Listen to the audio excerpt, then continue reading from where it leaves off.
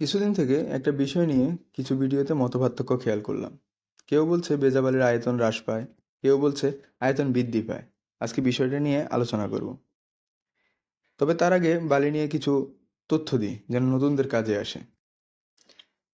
বালি সূক্ষ্মভাবে বিভক্ত শিলা এবং খনিজ কণার সমন্বয়ে গঠিত। বালির আণবিক সংকেত সিলিকন ডাইঅক্সাইড। বালি গঠনে সবচেয়ে সাধারণ উপাদান সিলিকা বা সিলিকন ডাইঅক্সাইড। দ্বিতীয় উপাদান হচ্ছে ক্যালসিয়াম। বালিতে পানির আকার হ্রাস বৃদ্ধিতে বালির আয়তনে বিশেষ পরিবর্তন পরিলক্ষিত হয়। এমনকি বালি তার ওজনের 4 থেকে 5% পানি থাকলে তার আয়তনের 20 থেকে 25% বৃদ্ধি পায়। অর্থাৎ শুষ্ক বালিতে পানি দিলে তার আয়তন বৃদ্ধি পায়।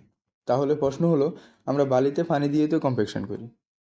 আমি আগেই বলেছি, পানির আকার হ্রাস বা বৃদ্ধিতে বালির আয়তন বিশেষ পরিবর্তন হয়। বিষয়টি খুবই সহজ। শুষ্ক বালিতে তার আয়তনের 4 থেকে 5% পানি দিলে তার আয়তনের 20 থেকে 25% বৃদ্ধি পাবে এবং পানির অনুপাত বৃদ্ধি করলে বালি কম্প্যাকশন হবে।